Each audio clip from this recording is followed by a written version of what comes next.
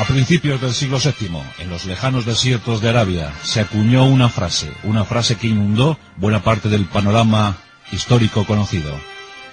Dios es Alá y Mahoma su profeta. Eso fue en el siglo VII. Esa frase llegó rápidamente a la eterna ciudad de Jerusalén. Siglos más tarde llegarían los turcos, y con ellos el hostigamiento a los peregrinos cristianos, miles de peregrinos que viajaban a Tierra Santa. La réplica cristiana no iba a tardar en llegar. Comenzaba el tiempo heroico, la epopeya de las cruzadas.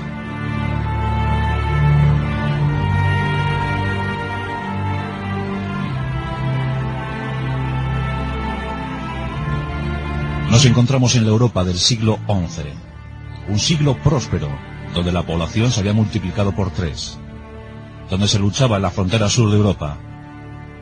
Los cristianos hispanos luchaban contra el empuje musulmán.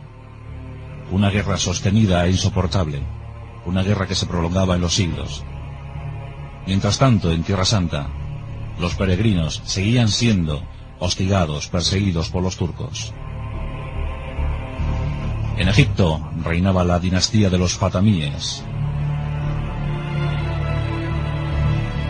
Los cristianos algo debían hacer, y empezaron a buscar signos en el cielo. Cuenta la historia que en el año 1095 se pudieron ver muestras celestiales en los cielos. Lluvias de meteoritos, lunas rojas, increíbles manchas solares, auroras boreales, incluso el paso de algún cometa. Los cristianos pensaron que el momento había llegado, que llegada era la hora de dar réplica al avance musulmán, al avance de la media luna. 28 de noviembre de 1095, en el concilio de Clermont, el Papa Urbano II llama a la cristiandad para luchar contra el infiel musulmán. Se proclaman indulgencias para todo aquel que acuda a la guerra santa contra los musulmanes. También se advierte que hay de aquel que se adueñe, que se apropie de los territorios que dejen los caballeros que vayan a luchar contra los árabes, porque sin duda alguna serán excomulgados. En 1095, el fervor popular se hace dueño de las ciudades, de los pueblos, de los villorrios europeos. Todos quieren ir a Tierra Santa, todos quieren recuperar los lugares por donde anduvo Jesucristo. El Santo Sepulcro, Jerusalén, Belén, Nazaret. Ciudades que debían ser sin duda alguna conquistadas por la cristiandad, para uso de la cristiandad. Los cristianos pensaban y creían que eran los auténticos y legítimos dueños de aquellos territorios. La noticia circula por todo el mundo. Miles de hombres, miles de caballeros, miles de mendigos se quieren sumar a la propuesta lanzada por Urbano II. Las columnas de soldados empiezan a recorrer el territorio. En 1096, 4 columnas se podían distinguir en el panorama, en el escenario de la contienda. Muchos caudillos, muchos jefes militares, muchos caballeros se sumaron al esfuerzo. Ahí estaba Robert de Flandes, ahí estaba Raimundo de Tolosa, ahí estaba Godofredo de Bouillon, pero también los descastados, los mendigos, los indigentes, quisieron contribuir a la obra, a la gran obra. En Alemania, algunos proclamaban su particular guerra santa. Era el caso de Gualterio el Indigente o de Pedro el Ermitaño. Este último había visitado los territorios santos y había visto la inclemencia a la que los musulmanes, los turcos, sometían a los cristianos. Miles de hombres, miles de desarrapados se reúnen en torno a la ciudad de Colonia. Cuentan las crónicas que más de 30.000. La particular guerra santa de los cristianos, la cruzada, la primera gran cruzada, no iba a ser solo contra el empuje musulmán. No, también judíos y herejes serían víctimas de esta gran cruzada. Los judíos hablan que en este tiempo se produjo el primer gran holocausto. Miles de judíos fueron exterminados en buena parte del continente europeo. En Colonia se produjo ese hecho. Desde diferentes territorios, los cruzados avanzaban, con el afán de recuperar, de reconquistar la Tierra Santa. Los bizantinos también querían decir algo en esta historia. Ellos habían sido dueños de aquellos territorios y pretendían recuperarlos. En Bizancio se encontraba su orgulloso emperador Alejo I. Poco a poco las huestes de la cristiandad fueron avanzando hacia Tierra Santa. Fueron sometidas, por supuesto, a la rigurosidad del hambre, la rigurosidad del clima y, por supuesto, a las armas turcas. Lo de Pedro el Ermitaño fue para hacer una historia aparte. De los 30.000 mendigos, poco a poco fueron muriendo y al final quedaron 18.000, que cuando llegaron a Tierra Santa fueron literalmente masacrados por los turcos. Viajaban sin armas, sin bagaje, sin comida, solo confiaban en Dios. Pero en esos tiempos Dios andaba algo ocupado en otras cosas. Aquellos mendigos fueron borrados del mapa y los supervivientes se integraron en las columnas militares que avanzaban hacia Jerusalén. Los árabes esperaban, los turcos también. Y se produjeron las batallas. A la antigua usanza, la Edad Media estaba en pleno esplendor, estaba en su máximo apogeo. Las cruzadas fueron una epopeya militar, pero sin duda alguna, la epopeya fue también religiosa. Dicen algunos que un episodio histórico religioso. Pero modificaron la historia europea, como después comprobaremos. Tras muchos combates, las armas cristianas y las armas musulmanas se midieron. Todos tenían algo que aportar. En el estilo militar, los cruzados iban perfectamente fortificados. Esas primeras columnas al final constituían un contingente de unos 30.000 infantes y 4.500 caballeros. Y precisamente los caballos se iban a convertir en el principal problema para la hueste cristiana. Los caballos fueron cayendo, fueron muriendo. La forma de atacar de los cristianos era muy clara. Primero lanzaban a la infantería, y una vez que la infantería chocaba contra la caballería enemiga, los infantes abrían paso para dar rienda suelta a los caballos. Entonces aparecían los caballeros sobre el campo de batalla. Los infantes creaban una especie de caja de seguridad, y dentro de esa caja se producía el combate tremendo y feroz. Los musulmanes hacían todo lo contrario. Siempre oponían, lo primero que oponían era su caballería, su espléndida caballería. Eran espléndidos jinetes, grandes jinetes, y dicen que mejores arqueros. Frente a los caballeros, frente a los grandes caballeros acorazados, las flechas del musulmán. Certeros dardos que se clavaban con suma precisión en los cuerpos de los caballeros. Cuentan las crónicas que en esas primeras batallas muchos caballeros de la cristiandad parecían auténticos puercoespines. Sus cotas de malla paraban los golpes de los dardos, de las flechas. Pero no eran suficientes, caían muchos caballeros en esas refriegas. Aún así, los cristianos fueron avanzando y fueron tomando ciudades. Antioquía. Eran batallas crueles, donde apenas había supervivientes, donde no había opción para hacer prisioneros. Las desérticas tierras de Jerusalén vieron muchas masacres y contiendas. Pero la cruzada fue bien. Las ciudades fueron cayendo y el 15 de junio del año 1099 caía Jerusalén tras 5 semanas de sitio. Aquello fue atroz. Entre los cristianos el hambre había cundido. Y cuenta la leyenda negra que algunos contingentes cristianos llegaron a recurrir al canibalismo. Es el caso de los Tafur. Hablan las historias del rey de los Tafur. Los Tafur tomaban ciudades y después se comían a los cadáveres, a los turcos. Esas historias se esparcieron entre las filas musulmanas. Cuando tomaron Jerusalén, la población civil fue literalmente aniquilada. Muchos fueron expulsados también de la ciudad. Es curioso averiguar que tras la toma de Jerusalén, de la eterna Jerusalén, en ese verano de 1099, tan solo quedaron 300 caballeros para guarecerla. 300 caballeros. Apenas había población civil. El asesinato, la violación, eran prácticas comunes entre los cruzados.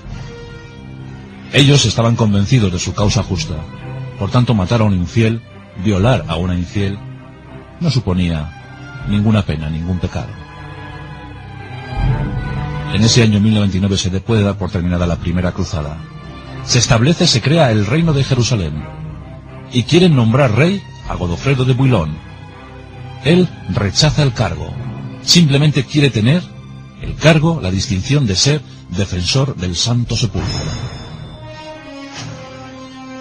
El reino de Jerusalén crea otras zonas vasallas: el condado de Edesa, el condado de Trípoli, el principado de Antioquía. Son los reinos de Tierra Santa. Allí se establecen los cruzados, que eran pequeñas guardias dispuestas a defender hasta el último hombre aquellos reductos inexpugnables de la cristiandad. Pero los musulmanes acechaban. Era su territorio. Y pronto llegarían nuevas oportunidades para que las dos armas se cruzaran de nuevo. La suerte que tuvieron los cruzados fue que en esos tiempos el mundo musulmán estaba muy dividido. Diferentes tribus estaban enzarzadas en contiendas innumerables. En Siria no se terminaban de poner de acuerdo. En Egipto los fatamíes tampoco. Aguantaban desde sus parapetos.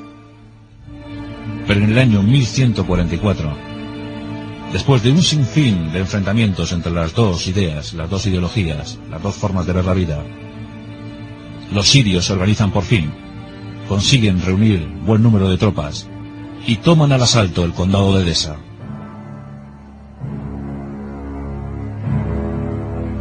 Ya os digo que dos formas muy diferentes de ver la vida, dos mundos distanciados por el mismo Dios. En cuanto a las tropas militares, los efectivos militares, siempre se ha dicho que los cruzados tenían muy pocos en Tierra Santa. Además eran dos conceptos diferentes de ver la guerra. Mientras los cruzados confiaban muchísimo en la juventud, era frecuente ver a un soldado con 13, 14, 15 años. La recluta no iba más allá de los 40 años, aunque muchos caballeros combatían hasta los 60. Se pensaba que la juventud, con su entusiasmo, con su heroísmo, con sus valores sublimes, eran soldados más que eficientes. Pues en el otro lado, en el mundo musulmán, se consideraba todo lo contrario. Se le daba más valor al veterano. En el mundo musulmán se decía que el mejor combatiente era aquel que rondaba los 40 años. Aquel que ya había acumulado suficiente experiencia vital. Suficiente experiencia en la vida. Por tanto, era frecuente ver jovencitos lanzándose contra veteranos y aguerridos guerreros. Los árabes eran muy buenos, tremendamente buenos, y los turcos también, considerados como invencibles. De eso sabían mucho los bizantinos. En 1144, como os digo, se toma el condado de Edesa. Y desde allí se pide ayuda de nuevo a la cristiandad. Es tiempo para organizar la segunda cruzada. Hay que defender a los recientes reinos cristianos en Tierra Santa.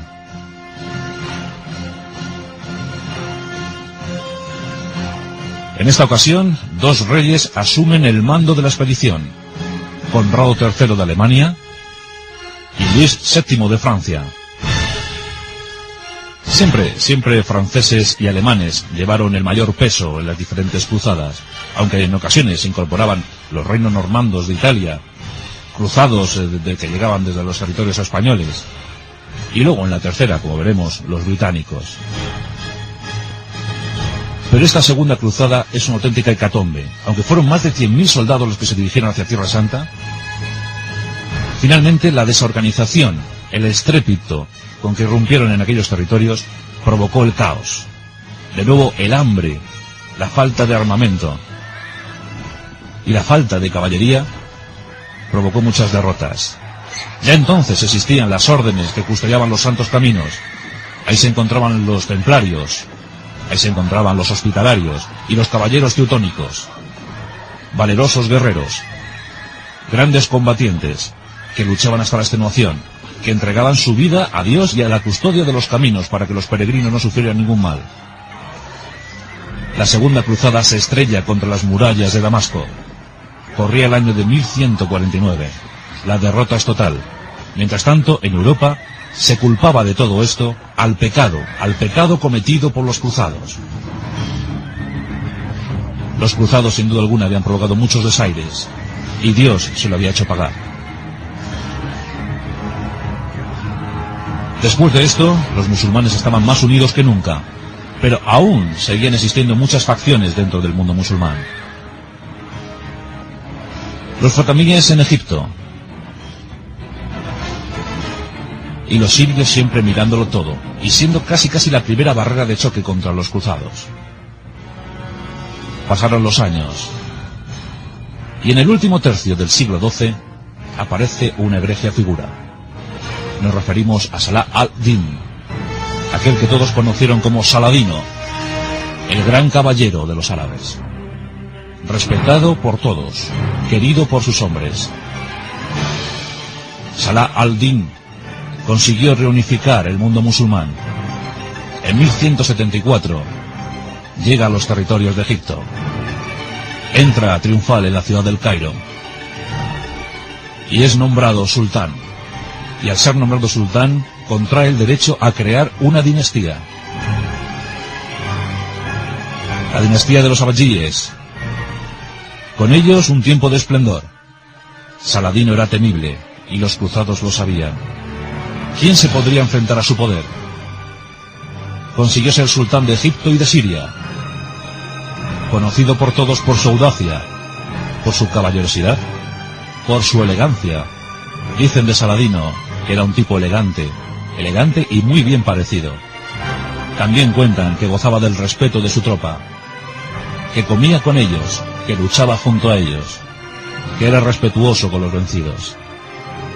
Pero los cruzados le iban a obligar a asumir una dura y exigente prueba. Nos encontramos en julio del año 1187, en lo que todos llamaron los pozos de Hatim. Allí un ejército cruzado se enfrenta a las huestes de Saladino. La batalla es atroz. En el contingente cristiano se encuentran los hospitalarios, los templarios, los teutónicos. Innumerable soldadesca, llegada de cualquier parte del mundo. Todos luchando bajo la cruz, todos habían tomado la cruz. Esa cruz bermeja, esa cruz que también se podía ver en sus hombros. La determinación de los cruzados era una, y la de los musulmanes otra. La cruz contra la media luna una vez más. En los pozos de Hatim murieron todos. El desastre fue total para los cruzados. Las tropas de Saladino pasaron sobre ellos. En aquellas dunas, centenares de cruzados murieron. Vieron llegar las lanzas, las saetas, los alfanjes musulmanes. Las maniobras de Saladino fueron brillantísimas. Hoy en día se siguen estudiando. Desde luego Jerusalén estaba de nuevo en peligro. Había caído en manos de los musulmanes. Había que recuperarla. En 1189 se proclama la tercera gran cruzada contra el Islam. En esta ocasión, los cruzados iban a estar muy bien organizados. No en vano, tres grandes reyes de Europa asumirían el mando. Los alemanes con Federico I Barbarroja. Ellos irían por tierra, irían por los territorios de Anatolia. Los franceses con Felipe Augusto. Y los ingleses con Ricardo I, llamado Corazón de León. Franceses e ingleses llegarían por mar, los alemanes por tierra. Ricardo I conquista Chipre. Un gran acto, una maniobra excelente. Dicen que había serias disputas entre Felipe Augusto de Francia y Ricardo I de Inglaterra. También cuentan las malas lenguas que en tiempos habían sido amantes. Pero en ese momento había que dejar viejas rencillas a un lado para asumir el reto de la cristiandad. Y ese no era otro sino el de recuperar Jerusalén. La empresa empezó no sin tropiezos. Federico I Barbarroja, vadeando un río, el río Lev, dicen que sufrió un corte de digestión y murió ahogado en aquellas aguas. Sus soldados quedaron muy desorganizados, muy desmotivados. Aún así, muchos de ellos consiguieron llegar a Tierra Santa. Allí les esperaban los británicos y los franceses. La amalgama de unidades europeas fueron tomando algunas ciudades. Se consiguió alguna proeza. Por ejemplo, la toma de San Juan de Acre. San Juan de Acre, sin Jerusalén, se convertiría en la nueva capital de los territorios santos. Las batallas fueron tremendas, incesantes, una tras otra. Centenares de víctimas a un lado y a otro. Pero cada uno estaba determinado a la victoria. Nadie quería ceder un solo ápice. Todos querían aguantar hasta el final. Las murallas resistían. Los musulmanes eran mejores en cuanto a material de asedio. Tenían mejor armamento que los cristianos. Estos incluso tenían que reciclar armas que iban cogiendo a los caídos musulmanes para utilizarlas posteriormente. Una vez más, la falta de caballos, siempre la falta de caballos, esto lo iban a solucionar venecianos, pisanos, genoveses, con los nuevos navíos mercantes. Con ellos iban a poder facilitar pues muchas caballerías, muchos caballos a los cruzados. Hay anécdotas muy curiosas. Se cuenta que una vez habían perdido casi todos los caballeros tuvieron que asumir, tuvieron que coger mulas, tuvieron que soportar la vergüenza de coger y atacar con mulas.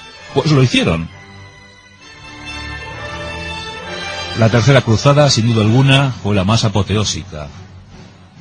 Aquella donde todos los valores se sublimaron. Los templarios siempre dieron un excelente rendimiento, pero los hospitalarios también. Y la soldadesca llegada de cualquier parte del territorio europeo también. Y eso no quita para que hubiera deserciones en los dos grupos, en los dos bandos. Fueron muchos años, fueron 175 años de cruzadas. Y era frecuente ver cómo algún contingente se pasaba al enemigo, según fueran las circunstancias. Sí, hubo muchos cristianos conversos, muchos cristianos apóstatas. Incluso había templarios españoles que asumieron grandes contingentes a favor de los musulmanes. Esto ocurría en el siglo XII. También se podían ver a los musulmanes pasándose al bando cristiano. Y por supuesto, la figura del mercenario. Muchos soldados de fortuna hicieron acopio, hicieron buena bolsa en aquellos tiempos de las cruzadas. En 1192 termina oficialmente la tercera cruzada. Felipe Augusto había tenido que volver a sus territorios franceses y conspiraba con el hermano de Ricardo, Corazón de León. Conspiraba para derrocarle en el trono.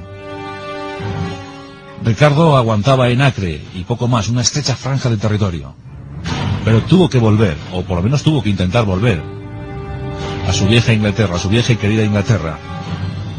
Se llegó a un acuerdo con Saladino. Ya os digo que los dos eran perfectos caballeros, tanto Ricardo como Saladino. Saladino consintió en no molestar a esa pequeña franja de territorio y también a los peregrinos que viajaran hasta Jerusalén. Por tanto, Jerusalén se puede decir que en ese año 1192 quedaba establecida como ciudad cosmopolita y ciudad abierta para todos. Parecía que un tiempo de paz iba a llegar por fin. Todos estaban cansados. Las cruzadas sirvieron para muchas cosas. Sirvieron, por ejemplo, para la mejora de las relaciones diplomáticas y comerciales en el Mediterráneo. Los italianos crearon y construyeron mejores naves para sus mercancías, y sobre todo para el transporte de caballos, de ganado. También los estados feudales europeos tuvieron que unirse un poquito más. Bajo la causa de la cruz, sí, pero por lo menos se unieron. Aprendieron a conocerse. Un hecho fatídico para todos. En 1193, cuando contaba 55 años de edad, muere el gran sultán Saladino, unificador de los musulmanes, unificador de territorio, sultán de Siria y de Egipto. Y creedme que los propios reinos cristianos quedaron muy afligidos por la pérdida de Saladino. Se perdió una gran oportunidad para la paz entre los dos bandos, entre las dos ideas. Tras la muerte de Saladino, la confusión llegó al bando musulmán. Y los cristianos vieron esto con suma preocupación. Todo se volvía insostenible. Entramos en el siglo XIII, año 1202, el tiempo de la Cuarta Cruzada.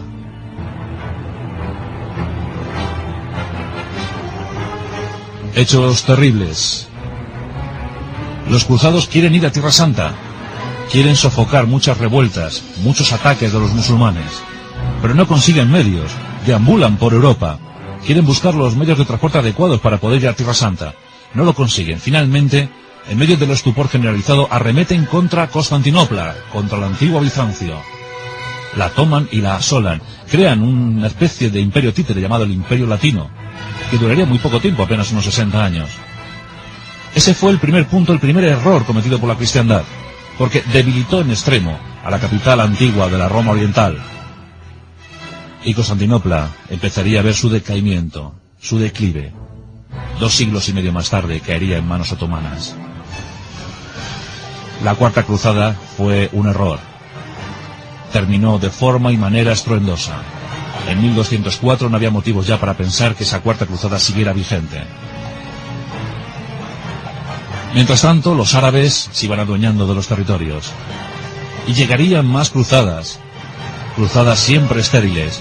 Siempre que se perdió una cruzada, siempre que acababa en desbarajuste, los obispos, los papas decían lo mismo. Sin duda alguna, el pecado provocó la destrucción de esta cruzada.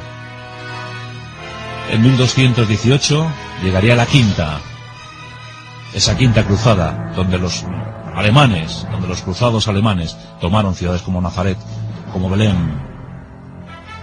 Pero poco más. Alguna alianza, algún pacto de no agresión hacia los peregrinos, poco más. La sexta fue terrible. Se pensó que la pureza de los niños podría acabar con el empuje musulmán.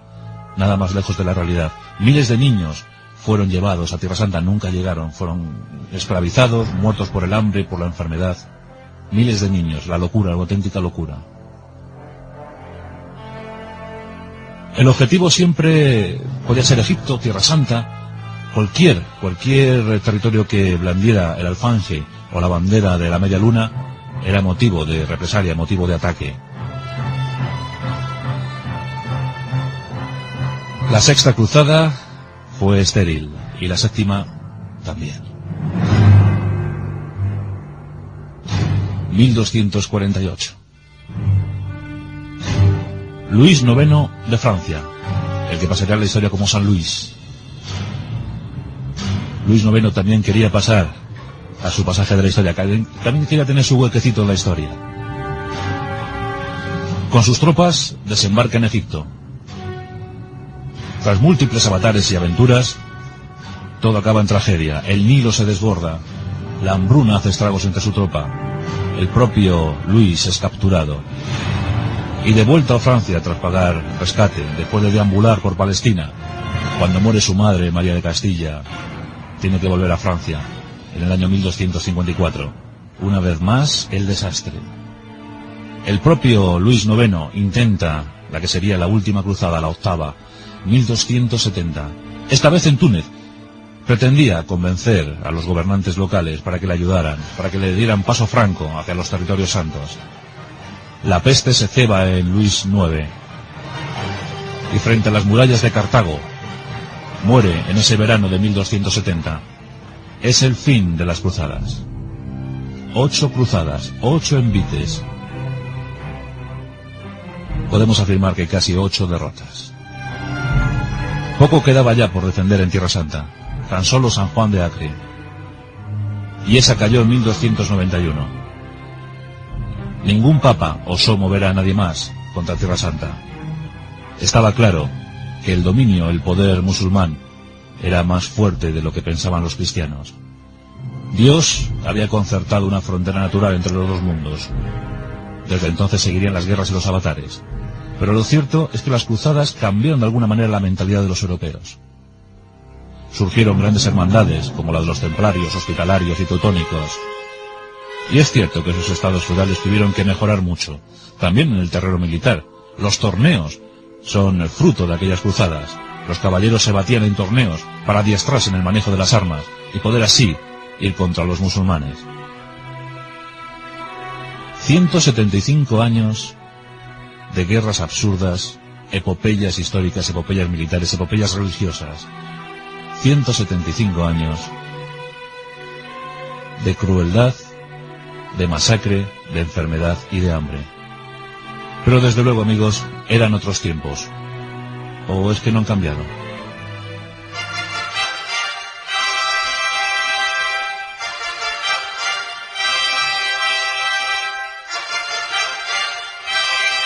Y la imagen final que os dejamos es la de un caballero templario. Le vemos aquí en las murallas de San Juan de Acre. Su capa blanca con la cruz bermeja ondeando al viento. Su espada bien ceñida a la cintura. Y la mirada dirigida hacia el infinito, acaso buscando nuevas causas que defender.